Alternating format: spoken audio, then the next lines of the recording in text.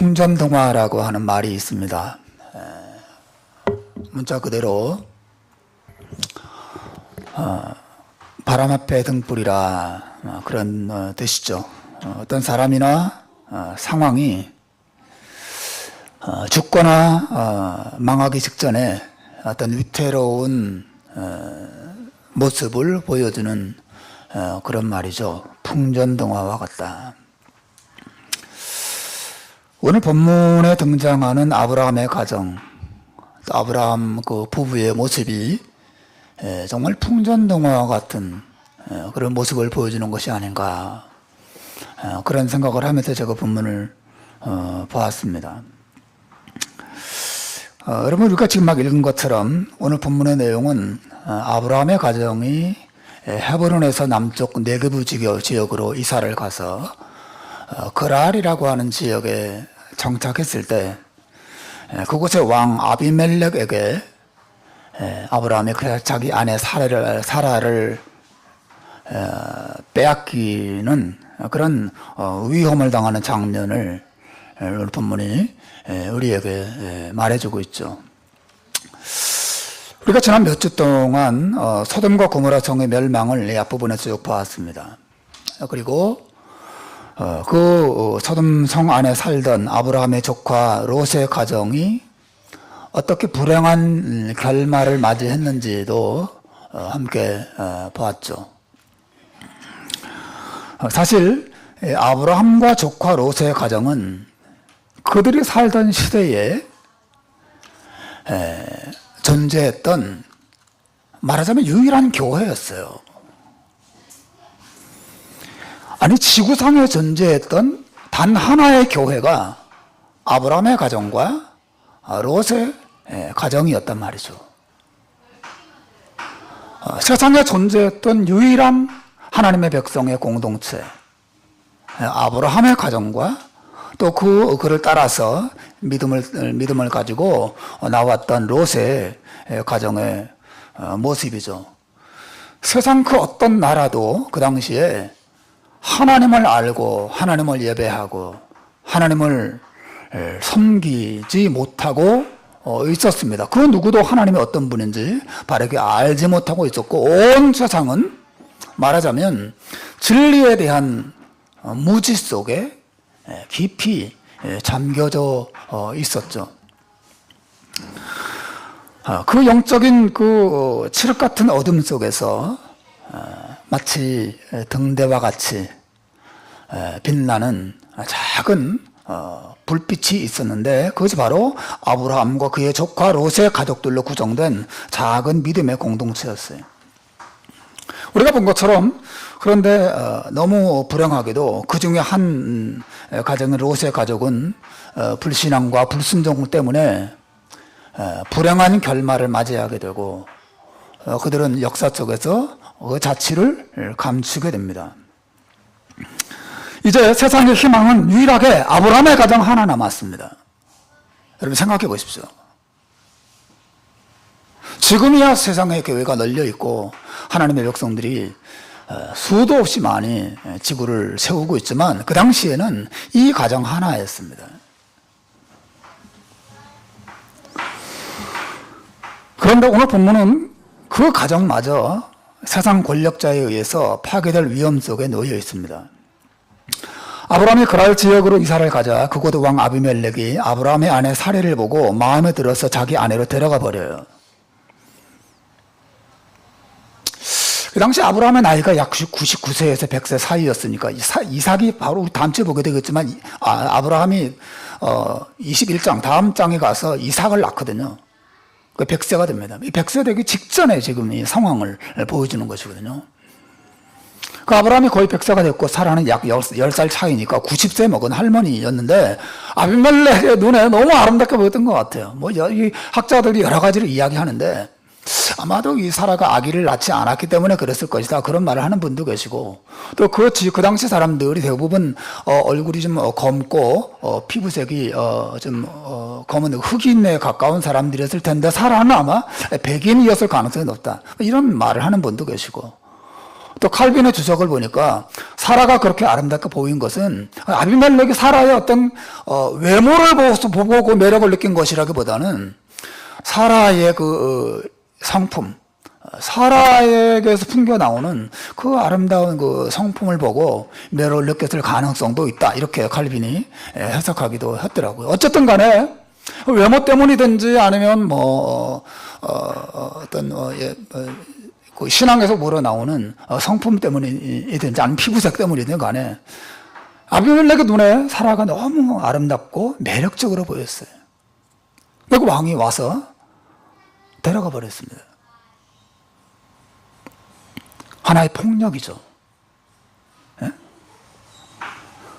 하나의 폭력입니다. 그 당시 정치 권력자들이 마음에 드는 여자는 언제든지 데려가서 자기 아내로 자기 두 번째, 세 번째 부인으로 삼을 수 있는 그런 시대적인 분위기가 있었다는 사실을 본문 우리에게 말해주고 있는 것이죠. 여러분, 만일 하나님의 이 보호하심이 아니었다면 사라는 아비멜렉의 아내가 되어서 아비멜렉의 아기를 낳았을 것입니다. 그렇게 됐다면 이 아브라함의 가정은 무너지고 더군다나 이 아브라함의 후손을 통해서 세워진 이스라엘 나라는 결코 세워질 수 없었을 것입니다. 더 나아가서 이스라엘 나라를 통해서 메시아인 예수님을 보내주시고 세상을 구원하고자 하신 하나님의 계획 역시 수포로 돌아갔을 것입니다. 오늘 본문은 문자 그대로 세상 권력자 앞에서, 세상의 폭력 앞에서, 세상의 강탈 앞에서 무너질 위기에 있는 바람 앞에서 등불처럼 꺼질 위기 속에 있는 아브라함의 가정을 하나님께서 어떻게 기적적인 방법으로 보호하시고 그들을 건져내시고 그들을 축복하시는지 그 내용을 본문이 보여주고 있어요. 따라서 여러분, 오늘 제가 여러분에게 이 말씀을 통해서 설교하고자 하는 핵심은 이것입니다.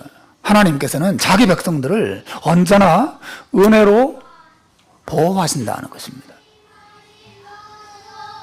뭐라고요? 오늘 설교의 핵심이 뭐라고요? 하나님께서는 자기 백성들을 은혜로 뭐 하신다고요? 보호해 주신다는 것입니다. 여러분 사실 믿으시길 바랍니다. 하나님은 자기 백성들을 결코 버리지 않으시고 그들을 보호해 주신다는 것입니다.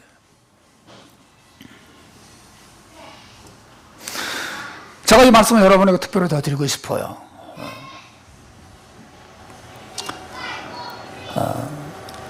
우리 교회 안에도 여러 가정이 많은 위기 속에 있습니다. 안전하지 못하다는 느낌을 가지고 있어요. 이 인민생활 속에서 나와 내 자손들이 정말 안전하게 평안하게 미래를 확보하면서 살아갈 수 있을 것인가에 대한 근심과 염려가 우리 모든 사람들에게 있어요. 우리가 과연 살아남을 수 있을 것인가? 여러분이 교회로 오면서 그런 생각을 하시는 분이 계실지도 모르겠어요. 이 시드니 헬렘교회가 살아남을 수 있을 것인가? 더 넓게는 이 거칠고 악하고 어둡고 위험한 세상 속에서 하나님의 백성들이, 하나님의 교회가 과연 존재할 수 있을 것인가? 아니면 이 세속의 물결에 확 휩쓸려 떠내려가서 그 존재의 가치와 존재의 의미를 다 잃어버릴 위험이 있지 않을까? 그런 걱정과 염려를 우리가 다 가지게 되고 또 가지고 있는 분들이 많이 있을 것입니다. 하지만 오늘 본문은 우리에게 중요한 교훈을 줘요. 하나님께서는 자기 백성들을 결코 버리지 아니하시고 그들을 향하여 가지고 계신 계획을 결코 포기하지 않으시고 자기 백성들을 보호하시고 그 계획을 반드시 이루신다는 사실을 성경은 말해주고 있습니다. 여러분을 이 말씀을 통해서 믿음으로 다시 한번 그 진리를 굳게 붙잡으시기를 주님의 이름으로 축원합니다. 근데 여러분, 우리가 이 하나님의 보호 속에, 돌보심 속에 살기 위해서 반드시 명심해야 될 사실이 하나 있어요. 그것은 우리가 이 세상에서 우리 자신의 능력을 의지하는 어리석음을 버려야 한다는 것입니다. 자기를 의지하면 안 돼. 가장 신앙의 기본적인 원리이긴 하지만 다시 한번 생각해 볼 필요가 있어요. 여러분, 오늘 본문에서 아브라함과 사라가 얼마나 연약한 모습으로 그 땅에 살고 있었는지를 여러분 생각해 보십시오. 그들은 아주 미약합니다. 먼저 아브라함을 생각해 보세요.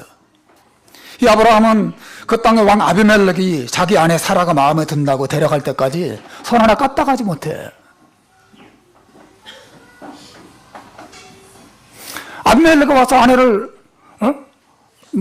이 여자 누군데 너 진짜 마음에 드는데 내가 신하를 보냈겠죠.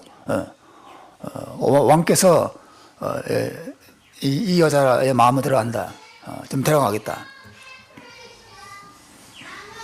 안 됩니다. 이 여자는 내 아내입니다. 그래야 되잖아요. 예? 근데 아브라함이 그렇게 하지 못합니다. 이 여자는 내 누이 동생입니다.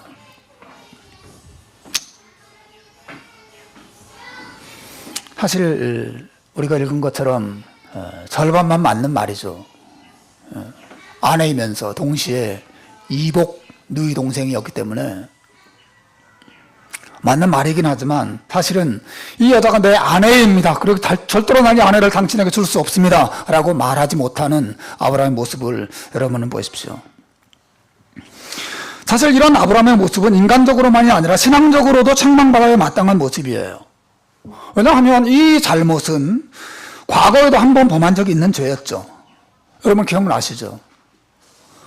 이 아브라함과 사라가 기근 때문에 이집트로 내려갔을 때 그때에도 이집트의 왕 바로가 사라의 아름다움을 보고 아내로 삼기 위해서 데려가 버립니다. 그때 하나님께서 바로의 꿈에 똑같이 나타나셔서 바로를 책망하신 후에 이 아내 사라를 다시 무사히 되찾아올 수 있었어요. 그런데 여러분 아브라함은 그런 일이 있었던 이후로부터 약 24년의 세월이 흐른 후에도 똑같은 잘못을, 똑같은 죄를, 똑같은 실수를 범하고 있는 것을 봅니다. 왜 똑같은 죄를 범했을까요? 아마도 이 아브라함은 그것을 특히 죄로 여기지 않고 그 당시에 일반적으로 되어 있었던 하나의 관습으로 여겼을 가능성이 상당히 높습니다. 습관으로 여겼어요. 우리도 그럴 때 있어요. 하나님 앞에 분명히 죄인데 너무 오랫동안 해왔고 모든 사람이 다 그러고 있기 때문에 그걸 죄로 여기지 않는, 그리고 똑같은 일을 계속 반복하고 있는 그런 일들 우리의 삶에 있을 수 있습니다. 그런데 여러분 오늘 본문의 아브라함의 이 잘못은 그 이집트에서 있었던 그때보다 훨씬 더 심각해요. 왜냐하면 그 이집트에서 그 일어난 사건은 12장에 나오거든요. 그 사건은. 근데 오늘 본문은 20장입니다. 12장에서 20장, 오랜 세월이 흘러, 약 24년의 세월이 흘렀어요. 그런데 그 바로 앞에 그 18장에 가면 하나님께서 아브라함에게 그의 아내 사라가 아기를 가질 거라고 약속해 주셨어요. 내 아내 사라가 임신을 하게 될 것이고 아들을 낳을 것이고 그 아들의 이름까지 하나님이 지어 주셨습니다. 그 아들의 이름을 이삭이라고 해라. 하나님이 지어 주셨습니다.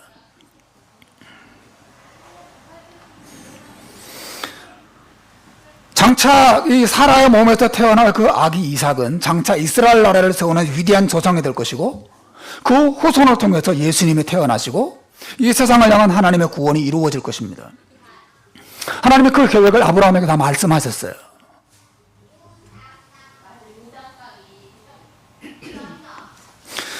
따라서 여러분 아브라함에게 사라는 얼마나 소중한 존재예요.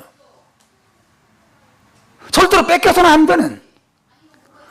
창세기 12장에서 이집트에 내려갔을 때 그런 일이 벌어졌을 때는 아브라함이 자기 아내 사라가 아기를 낳을 거라고 상상도 못하고 있었어요. 그런데 오늘 이 본문의 상황은 하나님이 이미 내 아내 사라가 아기를 가질 거야. 아기를 낳을 거야. 그 아기를 통해서 너의 후손을 내가 번성시킬 거야. 하나님이 약속하셨거든요. 절대로 뺏겨서는 안 되는 여자죠. 뒤에서 했을 때의 실수와 이 오늘 본문의 실수는 완전히 질이 다른 것입니다. 이것은 아브라함이 하나님의 그 약속을 지금 망각하고 있는 것이에요. 아니면 두려움 때문에 생각하지 못하고 있는 것입니다. 목숨을 걸고라도 이 아내를 지켜내야 하는데 아브라함이 그렇게 하지 못합니다. 늘 해오던 대로 자기 안전을 위해서 거짓말로 아비멜렉에게 아내를 내어주고 맙니다. 여러분, 아브라함의 연약함을 생각해 보세요. 아브라함이 자기 힘으로 자기 가정을 지키지 못합니다. 그게 핵심이죠. 아브라함의 가정에 존재하고 아브라함 후손이 번성한 것은 아브라함 자신의 힘 때문이 아니었어요. 이 교회가 존재하고 교회가 부흥하고 하나님의 백성들이 늘어나는 것은 목사의 능력이 아닙니다. 성도의 능력이 아니에요. 우리가 어떤 위기가 닥칠 때 말 그대로 풍비박산 나버립니다. 위험이 닥칠 때 다 흩어집니다. 다 무너져 버려요. 이게 인간의 연약함이에요. 내 안에 사라에게 아기가 있을 거라는 하나님의 위대의 약속이 주어졌음에도 불구하고 그 약속을 믿음으로 붙잡지 못하고 그 위기 앞에서 머리가 그냥 백지처럼 하얗게 되는 거죠. 그리고 위기 앞에 다 내려놓고 다 주저앉고,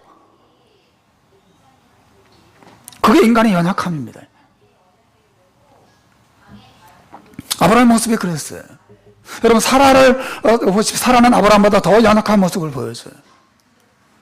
남편 한 사람 믿고 고향을 떠나왔지만 남편은 자신의 보호가 되지 못합니다. 사라는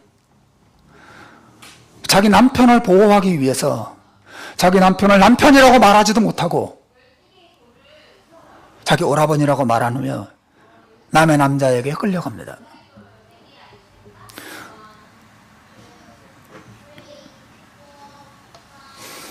당시 문화와 당시 상황 속에서 여자의 몸으로 헤라가 무엇을 할 수 있었겠어요? 여러분, 아브라함의 가정이 보존되고 아브라함의 가정이 번성하고 아브라함의 가정이 큰 나라를 이루는 것은 아브라함과 사라의 능력 때문이 아니었습니다.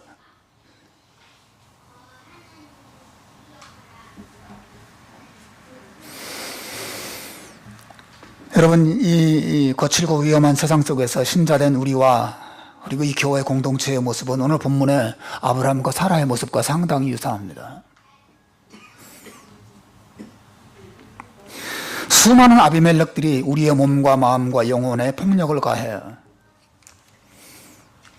세상이 우리를 공격합니다. 세상의 많은 시련의 비바람과 혼란의 폭풍이 신자들을 위협하고 있어요. 우리를 두려움에 떨게 만들고,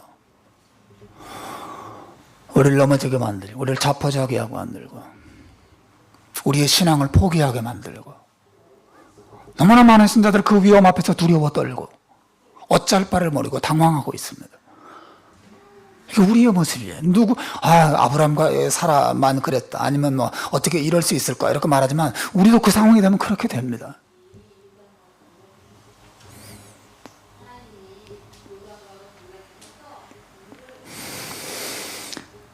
여러분, 세상은 단번에 우리의 비자를 취소시켜서 우리를 이 땅에서 몰아낼 수도 있어요. 세상은 동성애에 대해서 차별하는 설교를 했다는 이유로 단번에 교회 문을 닫게 할 수도 있습니다. 세상은 돈과 성공, 그리고 육체적인 쾌락, 이런 유혹을 통해서 우리를 신앙을 등지고 죄에 빠지게 할 수도 있어요. 우리를 위협하는 것들이 얼마나 많은지 몰라요.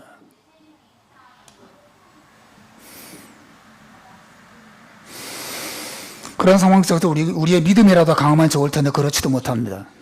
우리도 아브라함처럼 혹은 사라처럼 위기의 순간이 오면 어쩔 바를 모릅니다.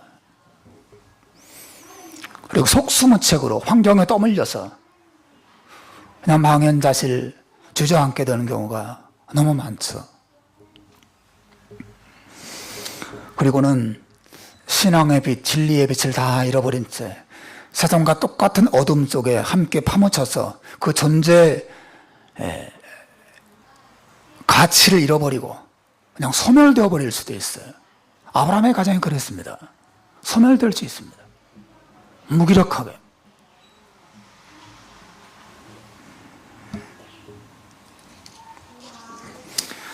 여러분, 이럴 때 우리 신자들이, 그리고 우리 교회가 이 거칠고 위험한 세상 속에서 하나님의 뜻을 이루는 위대한 축복의 도구로 어떻게 든든하게 아름답게 또 위대한 모습으로 세워질 수 있고 어떻게 보존될 수 있습니까?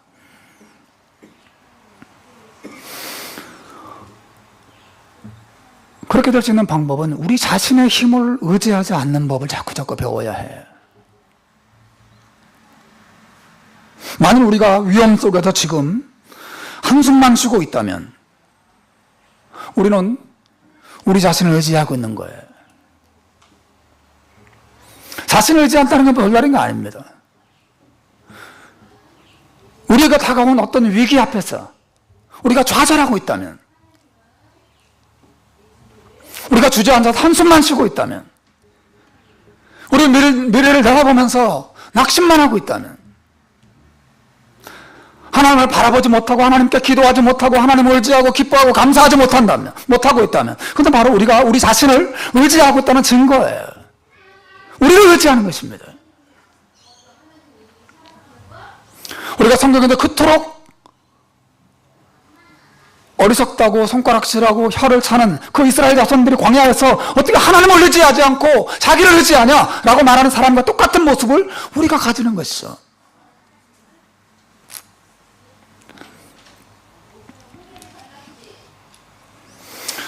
사랑하는 여러분, 우리가 의지해야 될 것은 우리 자신이 아니라 우리를 향한 하나님의 보호하심입니다.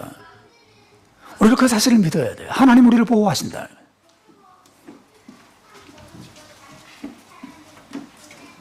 여러분, 오늘 본문에서 아브라함과 사라가 경험한 하나님은 어떤 분입니까?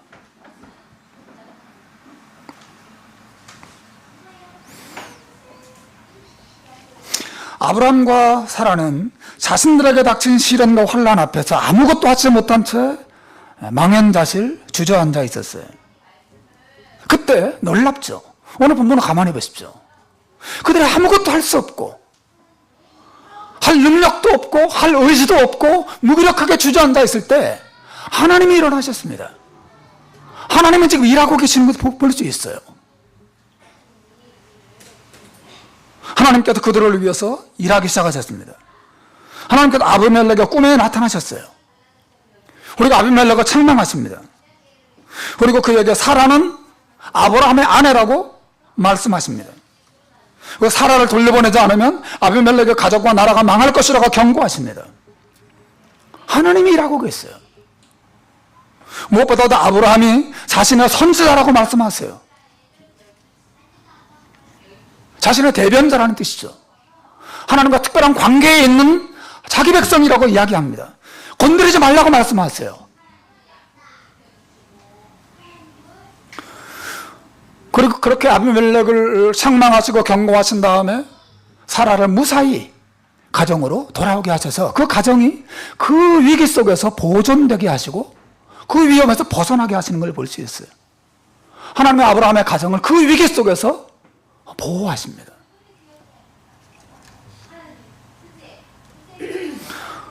저는 이것이 아브라함만을 위한 것이 아니라 우리 모든 신자들을 향한 하나님의 보호하심이라고 믿습니다. 하나님의 보호하심이 자기 백성들에게 있어요. 여러분 사실 믿습니까?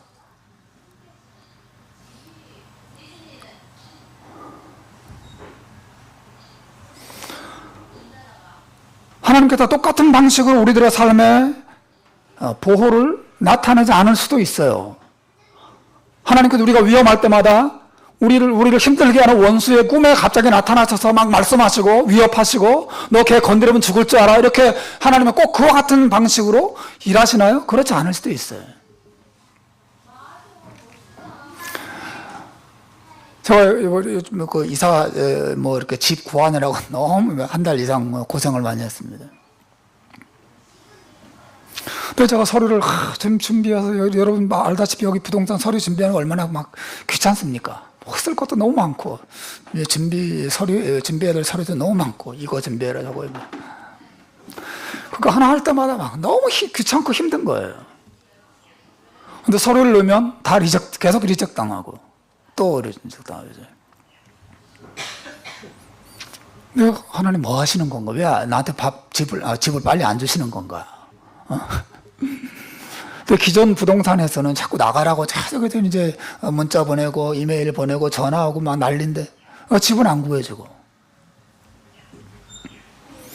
그럼 그때 하나님께서 정말 우리 가정을 보호하신다면, 하나님은 꿈에 부동산 그 담당자에게 나타나셔서 말씀해 주시면 얼마나 좋겠어요.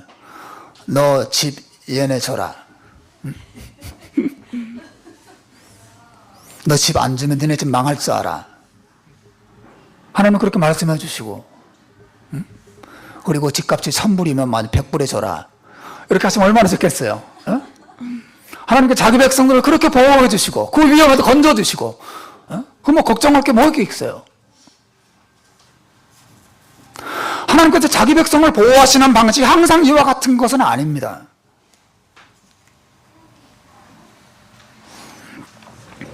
하지만 분명한 것은 이거예요. 아브라함과 사라 가정 위에 하나님의 선하심과 하나님의 자비와 긍휼이 항상 머물러 있었다고 하는 거죠. 그게 핵심입니다. 하나님이 아브라함과 사라의 가정을 사랑하셨어요. 소중하게 여기셨습니다. 내 선지자라고 말씀하십니다. 선지자는 무슨 개뿔, 이런 선지자 어디 있습니까? 거짓말하고 약하고 두려워하고, 이게 선지자의 모습입니까? 너무 부끄러운 선지자잖아요. 하지만 하나님께서 이 아브라함과 사라의 가정을 그렇게 말씀해 주시고, 내 백성이다, 건드리지 말아라, 그 여자를 건드리지 말고 고이 보내라. 그렇지 않으면 너와 네 모든 가족들이, 너에게 속한 자들이 죽을 것이다. 하나님 말씀하시고, 아브라함과 사라를 향한 특별한 사랑을 하나님이 드러내 보이시죠. 또 많은 신자들이 아브라함과 사라 가정을 향한 하나님의 이러한 마음이 아브라함과 사라만을 위한 특별한 어떤 사랑이라고 생각하는 것 같아요. 우리 모든 신자들을 향한 하나님의 위대한 사랑이라는 사실을 미처 생각하지 못하고 믿지 못하는 경우가 너무 많습니다.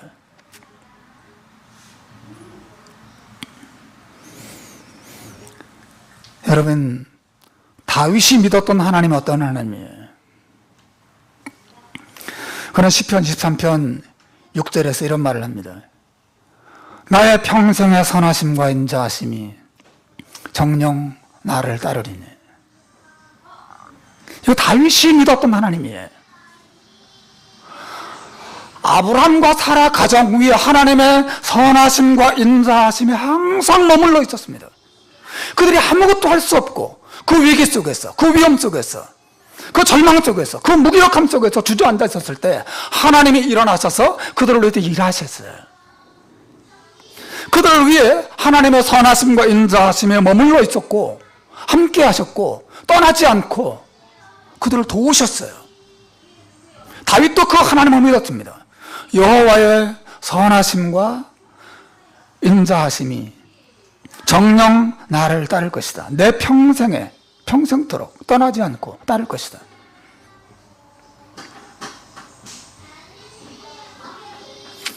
여러분에게 이런 믿음이 있습니까? 하나님의 선하심과 자비하심이 내 평생토록 나를 떠나지 않고 나와 함께 할 것이라는 믿음.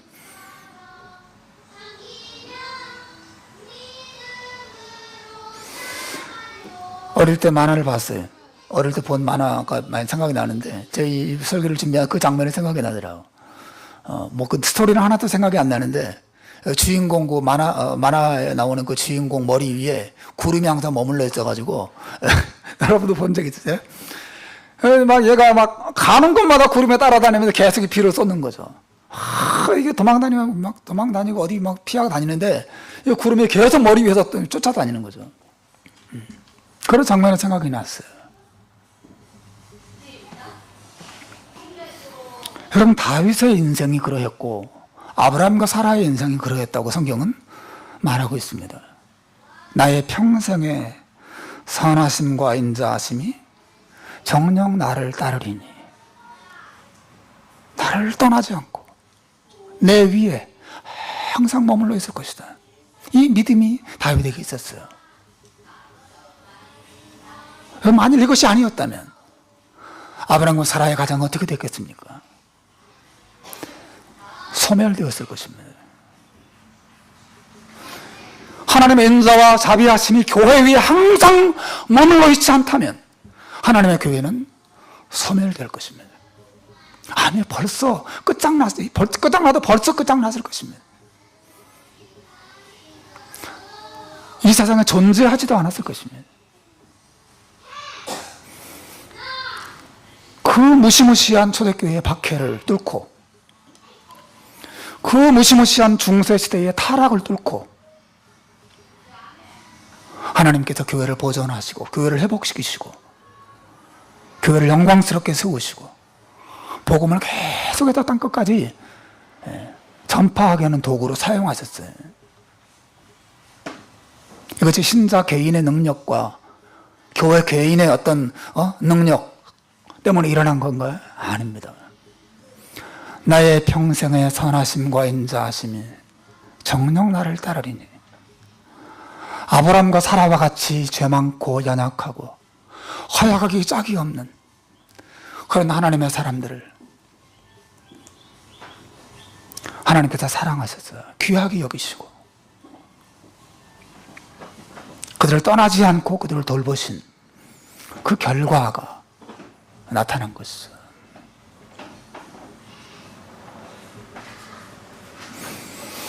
여러분, 실제로 광야에서 이스라엘 자손들이 경험했던 하나님의 은혜가 그런 거였어요. 여러분, 출애굽기 13장 21절과 22절에 보면 그들이 받았던 하나님의 은혜를 이렇게 소개합니다. 우리 같이 한번 읽어봅시다. 시작. 여호와께서 그들 앞에 행하사 낮에는 구름 기둥으로 그들의 길을 인도하시고 밤에는 불 기둥으로 그들에게 비추사 주야로 진행하게 하시니 낮에는 구름 기둥 밤에는 불 기둥이 백성 앞에서 뭐 하지 않았다고요? 떠나지 않았다. 나의 평생의 선하심과 인자하심이 정녕 나를 따르리니 이 하나님의 은혜가 하나님의 보호하심이 하나님의 인도하심이 하나님의 선하심이 자기 백성을 떠나지 않고 항상 그 머리 위에 그 삶에 함께했던 것을 봅니다. 아브라함과 사라의 인생이 마치 그렇게 하나님의 은혜로 보호받고 있었어요. 심지어 아브라함과 사라가 그 하나님의 보호하심을 느끼지 못하는 순간에도 하나님의 보호하심이 그들과 함께했단 말이죠. 우리 너무 주관적이에요. 너무 주관적인 감정이 휩싸입니다. 평안하고 용기가 있을 때는 하나님은 나와 함께한 것 같지만 그런 느낌이 사라졌을 때는 하나님의 선하심과 인자와 함께하지 않는 것처럼 느낄 때가 많이 있어요. 그러나 여러분, 아브라함이 경험했던 하나님 보십시오. 아브라함과 사라가 하나님을 찾지도 않고 하나님은 부르지도 않고 부를 힘도 없이 주저앉아 있을 때에 하나님이 주권적으로 일하시고 하나님은 주권적으로 그들을 위해서 역사하셨던 것을 우리가 봅니다. 이게 신자의 삶이에요. 신자의 위치입니다. 신자의 특권이에요. 하나님께서 이스라엘 자손들에게 낮에는 구름 기둥으로 밤에는 불 기둥으로 항상 그들과 함께 하셔서 그들을 돌보신 것은 다른 게 아니라 하나님의 은혜에 영원히 함께 하심을 의미하는 거죠.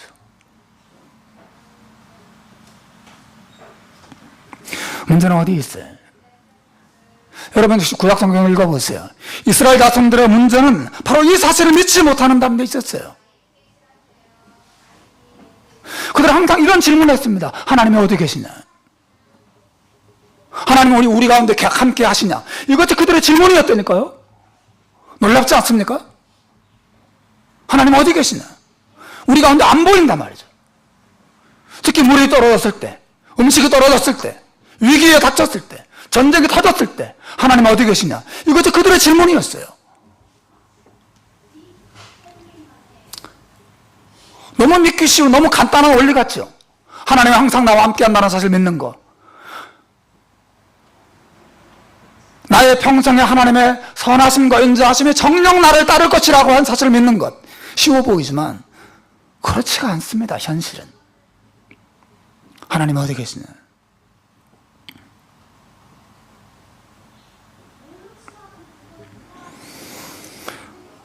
그들은 끊임없이 좌절하고 낙심했어요. 불안해했습니다. 그러나 역사가 무엇을 보여줍니까? 그들의 느낌과는 상관이 없이, 그들의 상황과는 상관없이 하나님 그들과 함께 하셨고 그 백성을 보호하셨고 광야를 통과하고 가나안 땅까지 이르게 하셨고 그들을 향한 하나님의 놀라운 계획을 성취시키셨어요.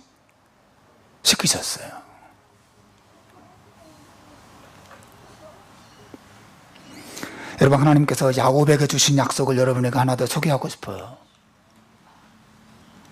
창세기 28장 15절에 보면 하나님이 야곱에게 이렇게 약속하십니다. 우리 한번 읽어보겠습니다. 시작. 내가 너와 함께 있어 내가 어디로 가든지 너를 지키며 너를 이끌어 이 땅으로 돌아오게 할지라. 내가 내게 허락한 것을 다 이루기까지 너를 떠나지 아니하리라. 뭐 하지 않는다고요? 내가 너를 떠나지 않을 것이다. 뭐 할 때까지? 무엇이 이루어질 때까지? 내가 너에게 허락한 모든 것을, 내가 너를 향하여 가지고 있는 계획을 다 이룰 때까지 절대로 너를 떠나지 않을 거야. 하나님 야곱에게 주신 놀라운 약속이죠. 내 평생의 선하심과 인자하심이 반드시 나를 따를 것이다. 이것이 다윗의 최종적인 신앙 고백이었단 말이죠. 나를 떠나지 않을 것이다.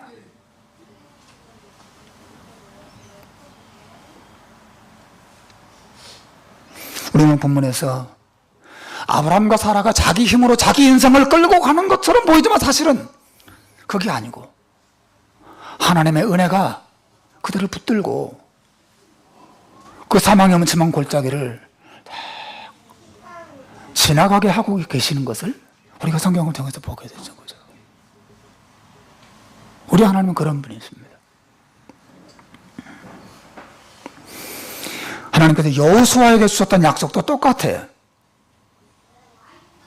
여호수아서 1장 9절 말씀 보십시오. 한번 읽어보겠습니다. 시작. 내가 내게 명한 것이 아니냐. 마음을 강하게 하고 담대히 하라. 두려워 말며 놀라지 말라. 내가 어디로 가든지 내 하나님 여호와가 너와 함께 하느니라. 따라서 하십시오. 내가 어디로 가든지 너와 함께 하느니라. 어디로 가느냐가 중요하지 않아요.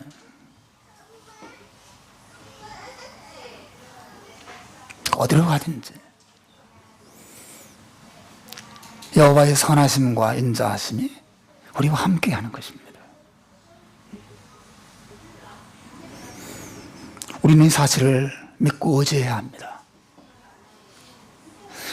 우리 눈에 우리의 상황이 어떻게 보이든지, 내 능력이 어떠하든지, 내가 얼마나 연약하고 얼마나 더러운 죄인이든지 상관이 없이 하나님께서 그 영원한 은혜와 사랑으로 우리를 사랑하시고 우리를 붙드시고 우리를 인도해 가신다는 사실을 정말 믿어야 하는 것입니다. 만일 우리가 이 사실을 놓칠 때, 그리고 우리 자신을 바라보고 우리 자신을 의지하기 시작할 때 우리는 불안해지기 시작하고 낙심하기 시작하고 절망하고, 그래서 엉뚱한 생각을 하고 엉뚱한 판단을 하고 엉뚱한 결정을 하고. 아브라함 보세요. 습관적으로 옛날에 했던 똑같은 짓을 반복해서 하고, 하나님의 모든 계획을 엉망진창으로 만들 수 있는 결정을 내리는 이런 어리석은 모습을 아브라함이 보이는데, 이것이 우리의 모습이죠. 사실은 하나님이 그렇게 죄 많고 약하고 어리석은 인생도 사랑하시고 내 선지자라고 말씀하시고 건들지 말라고 말씀하시고, 그리고 그 가정을 향한 하나님의 계획을 이루어 가시는 것을 성경을 통해서 봅니다. 하나님의 위대하신 은혜죠. 하나님의 은혜.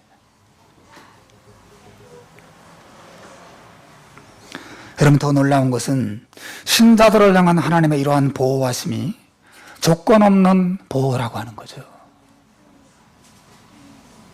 우리 본문에 주목해 봐야 돼요. 오늘 본문은 하나님께서 아브라함과 사라가 하나님께 기도했기 때문에 보호하셨다 이렇게 말하지 않습니다. 그가 하나님 앞에 40일 특별 기도했기 때문에 하나님이 그들을 돌보시고 그들과 함께 하셨다 이렇게 말하지 않습니다. 아브라함이 그렇게 할 능력도 없어요. 지금 완전히 주저앉아서 자포자기 속에 있어요. 그러나 하나님은 그들을 포기하지 않고 있습니다. 전적으로 100% 하나님의 은혜가 그들을 붙잡고 있습니다. 그들을 보호하시는 것이죠. 저는 이것이 기독교의 영광이라고 믿습니다. 세상의 모든 종교들은 자기 힘으로 신을 감동시켜서 신으로부터 은혜와 사랑을 확보해 나가는 종교라면 기독교는 아니에요. 우리가 아무것도 할 수 없을 때, 우리가 죄인 되었을 때에, 우리가 연약하고 더러울 때, 우리가 무기력할 때에도 하나님의 영원한 은혜가 우리를 부르시고 우리를 붙잡으시고 우리를 보호하신다고 믿는 종교가 바로 기독교죠. 이 기독교입니다. 여러분, 하나님께서 아브라함과 사라에게 이 놀라운 보호하심, 이 선하심과 은혜를 끊임없이 베푸셨던 것은 아브라함의 행위 때문이 아니었어요. 도리어 아브라함을 향한 하나님의 무조건적인 선택 때문에 이루어진 것입니다. 하나님의 선택하심 때문에. 로마서 4장 2절에 보면 바울이 말합니다. 만일 아브라함이 행위로서 의롭다 하심을 얻었으면 자랑할 것이 있으려니와 하나님 앞에서는 없느니라. 아브라함은 자랑할 것이 없는 사람이었어요. 아브라함은 죄인이었습니다. 여러분, 그 말이 무슨 말인지 아세요? 아브라함은 죄인이었습니다. 죄인이었단 말이죠.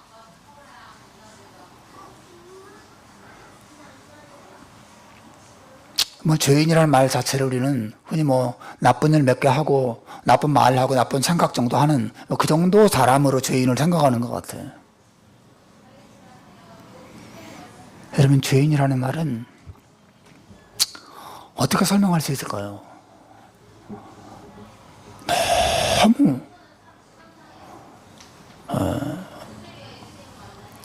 허술하기 짝이 없는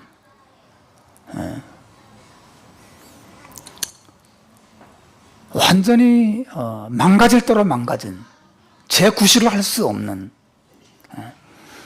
그런 마음과 영혼의 상태를 가진 것을 죄인이라고 말하는 거예요. 완전히 망가졌어요. 하나님의 뜻대로 살 수가 없습니다. 우리가 이 자리에 다 하나님 앞에 모여서 예배 드리잖아요. 그래서 다 뭔가 믿음으로 아름답게 막 찬양하고 막 기도하면서 막 훌륭한 예배를 드리는 것 같이 보이지만 사실은 말이죠. 지금 이 순간에도 사실 우리 머리끝부터 발끝까지는 온갖 죄로 함께 물들어 있고 우리의 생각과 마음은 정말 하나님이 기뻐하시는 온전한 순전한 상태와는 너무도 멀리 떨어져 있는 그런 허술하게 짝이 없는 것이 우리 인간의 모습이죠. 자랑할 것이 없어요. 아브라함은 그런 사람이었습니다. 하나님은 왜 아브라함과 사라에게 이런 놀라운 선하심과 인자하심을 베푸시고 보호하심을 베풉니까? 그들 안에 있는 어떤 아름다운 것 때문이 아니었단 말이죠. 하나님께서 영원 전부터 아브라함을 사랑하시고 아브라함을 택하시고 아브라함을 부르시고 자기 백성으로 삼으신 그 영원한 은혜 때문에, 하나님의 무조건적인 택하심 때문에 그 택하신 은혜 안에서 아브라함과 사라를 돌보시고 그 약속을 신실하게 이루어 나가는 것입니다. 우리가 사실을 믿어야 합니다. 그것도 아브라함과 사라에게만 대한 것이 아니죠. 예수님께서 제자들에게 요한복음 15장에서 뭐라고 말씀하십니까? 너희가 나를 택한 것이 아니고 내가 너희를 택하여 세웠나니. 여러분 믿습니까? 여러분이 하나님을 믿기로 선택한 것이 아니고 하나님께서 여러분을 택하셔서 믿음 주셨다는 것입니다. 우리의 믿음과 구원의 시작은 우리로부터 시작되는 게 아니에요. 하나님으로부터 시작됐습니다. 하나님의 계획이 먼저예요. 하나님을 향한 우리의 사랑이 먼저가 아니라 우리를 향한 하나님의 사랑이 먼저입니다. 거기로부터 시작됐어요. 왜 그렇게 하셨는지 저는 몰라요. 하나님 아브라함을 왜 그렇게 사랑하셨는지 모릅니다. 우리를 향한 하나님의 영원한 계획이, 영원한 사랑과 계획이 있었어요.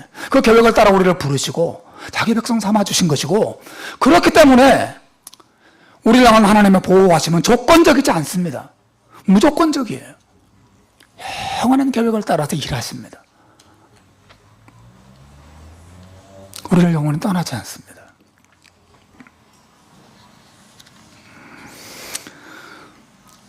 에베소 1장 4절로 5절 말씀에도 말하죠. 그 창세 전에 그리스도 안에서 우리를 택하사. 저는 이 말씀 인용하기 너무 좋아합니다. 얼마나 놀라운 말씀인지 몰라요. 창세 전에 그리스도 안에서 우리를 택하사 우리로 사랑 안에서 거룩하고 그 앞에 거룩하고 흠이 없게 하시려고 그것이 급하신 뜻대로 우리를 예정하사 예수 그리스도로 말미암아 자기 아들들이 되게 하셨으니. 성경이 무엇을 말하고 있습니까? 여러분이 착하게 살아서, 여러분이 신앙생활 열심히 해서, 여러분이 금식기도 열심히 했기 때문에 하나님의 선하심과 자비하심이 여러분과 함께 할 거라고 조건적으로 이야기하고 있습니까? 아닙니다. 창세 전에 하나님이 여러분을 아셨고, 창세 전에 하나님이 여러분을 사랑하셨고, 창세 전에 하나님이 여러분을 택하셔서 여러분을 불러주시고 자기 백성으로 삼으셨기 때문에 그 조건적이지 않은 무조건적인 영원한 하나님의 은혜가 시작되어서 계속될 것이고 영원히 끝나지 않을 것입니다. 여러분 믿으시길 바랍니다. 이 하나님의 은혜가 아브라함과 사라에게 나타났고, 이 아브라함과 사라가 주저앉아 있을 때에도 그 아브라함과 사라를 떠나지 않고 선하심과 인자하심이 항상 그 머리 위에 머물러 있었어요. 머리 위에. 제가 한 절만 더 인용하겠습니다. 디모데후서 1장 9절에 보면 사도 바울이 한 번 더 선포합니다. 1장 9절 한번 읽겠습니다. 시작. 하나님이 우리를 구원하사 거룩하신 부르심으로 부르심은 우리의 행위대로 하심이 아니요 오직 자기 뜻과 영원한 때 전부터 그리스도 예수 안에서 우리에게 주신 은혜대로 하심이니. 얼마나 놀라운 말씀이에요. 행위대로 하심이 아니에요. 그러므로 행위를 의지하지 마십시오. 여러분의 연약함, 여러분의 순종, 뭐든지 간에 여러분 자신의 행위가 여러분의 인생을 보존할 거라고 믿으면 안 돼. 여러분을 향한 하나님의 축복이 여러분의 행위에 따라서 주어지기도 했다가 거두어지기도 했다가 이렇게 생각하면 안 됩니다. 그게 기독교가 아니에요. 기독교가 아니라니까요. 유사 기독교 이단이에요, 이단. 기독교는 100% 하나님의 은혜를 의지하는 종교입니다. 영원 전에 하나님이 나를 사랑하셨다는 거죠. 그리고 이 은혜가 나를 떠나지 않을 것이라고 믿는 것입니다. 목사님이 행위는 필요 없나요? 필요 있죠. 언제 필요한 거예요? 여러분이 이 하나님의 은혜를 깨달은 다음부터 시작됩니다. 그래서 제임스 패커라고 하는 유명한 캐나다 리전트 컬리지 교수가 이런 말을 합니다. 하나님의 은혜는 우리로 하여금 하나님께 순종하지 않고는 배길 수 없게 만드는 압도적인 자비라 그랬어요. 하나님의 은혜가 여러분의 마음을 뜨겁게 하면 순종은 그 다음에 자연스럽게 시작됩니다. 이 좋으신 하나님을 위해서 내가 어떻게 살까? 이 순종은 그 다음에 나오는 거지. 여러분과 상관없이 하나님의 영원한 사랑이 여러분과 함께 한다는 사실을 먼저 믿음으로 붙잡기를 주님의 이름으로 축원합니다. 이 은혜가 우리를 떠나지 않습니다. 영원히 함께 할 것입니다. 저는 사실 믿습니다. 이 사실이 제게 언제나 용기를 줍니다. 언제나 담대함을 줘요. 평강을 줍니다. 말씀을 맺겠습니다. 사랑하는 여러분, 아브라함과 사라가 풍전등화와 같은 인생의 위기를 맞습니다. 그의 가정이 무너질 위기를 맞이해요. 하지만 하나님이 아브라함과 사라를 잊지 않으시고 그 가정을 위해서 일하시고 그 가정을 위기에서 건져주시고 보존하시고 그 계획, 그 아브라함과 사라 가정을 향한 하나님의 계획을 완성하고 계십니다. 이 은혜가 예수 그리스도 안에서 우리와 더불어도 변함없이 함께할 줄로 믿으시길 바랍니다. 이 믿음으로 평강을 누리시고, 이 믿음으로 기뻐하시고, 이 믿음으로 소망 중에 하나님을 찬양하는 이 좋으신 하나님을 신뢰하고 살아가는 저와 여러분의 삶이 되시기를 주의 이름으로 축원합니다. 기도하겠습니다.